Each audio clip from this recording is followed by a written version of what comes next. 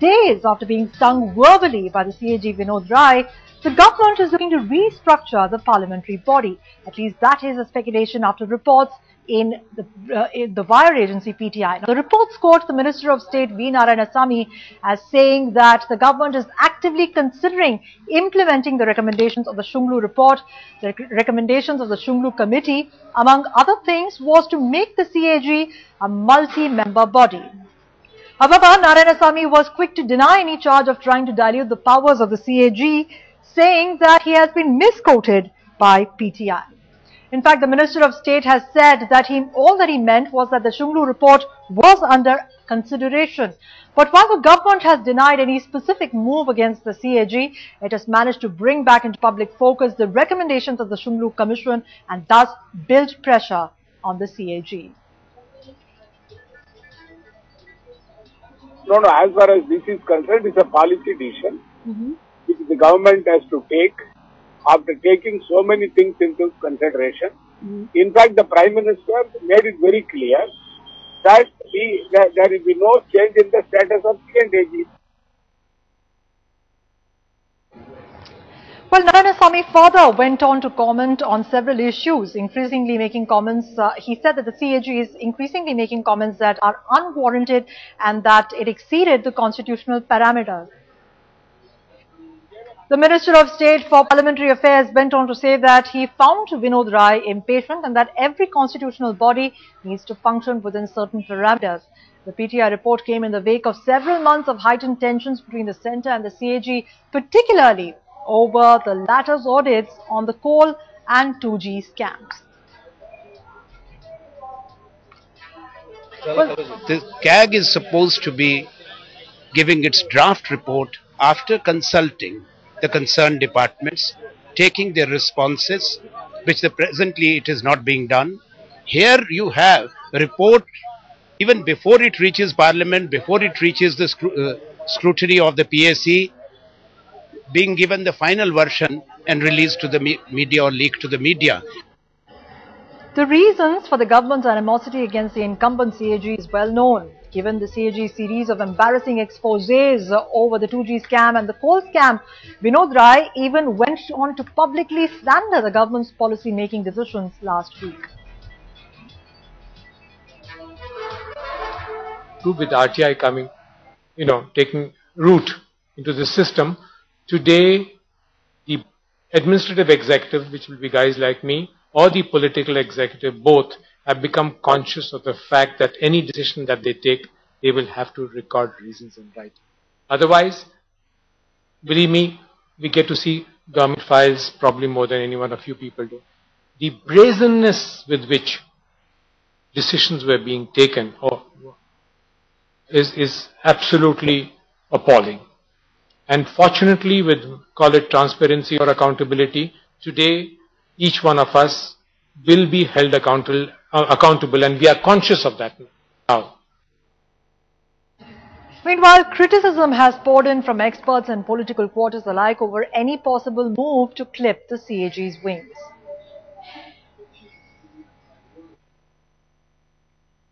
CNAG is a person. He is an institution as a person.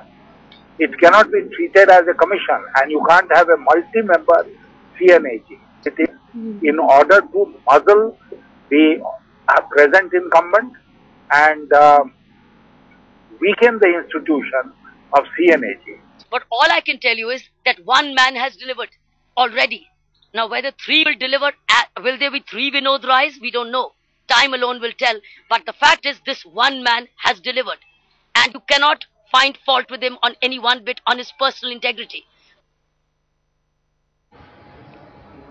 And to talk to us some more about the implications of these developments, joining us today are Subramaniam Swamy, Janata Party Chief, and also joining us is Sudhir Kumar, former CBC. Thank you very much, gentlemen, for talking to Headlines today. Mr. Swamy, if I can come to you first, there is a strong feeling in the wake of the war of words between the CAG and the government recently that the government perhaps is being vindictive in thinking of a multi-member body right now at this point in time. What are your thoughts on this?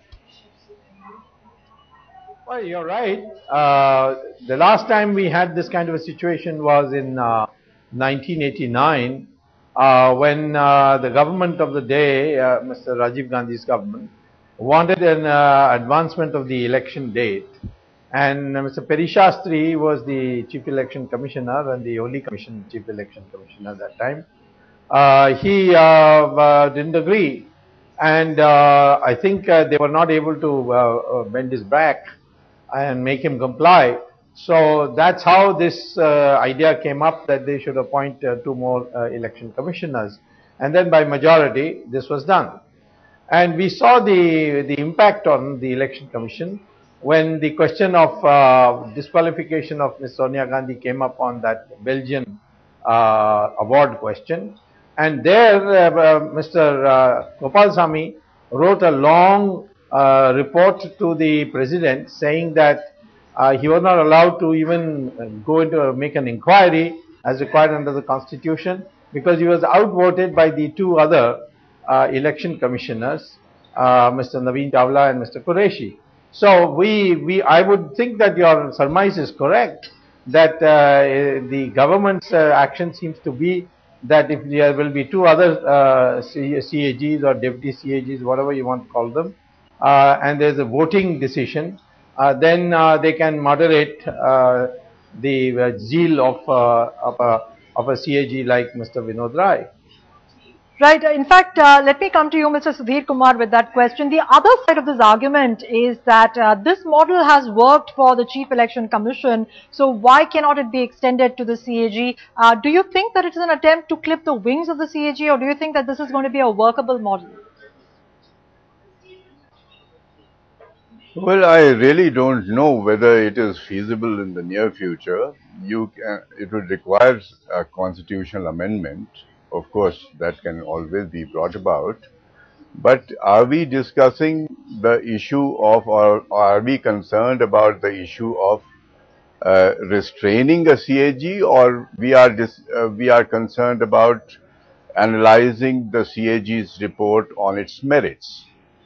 You see, well, you have a national auditor, you created the institution, they are doing their job.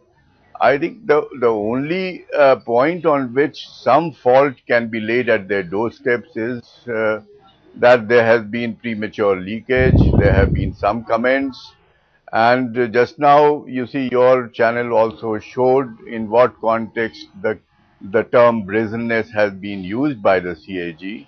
What he has said is very realistic.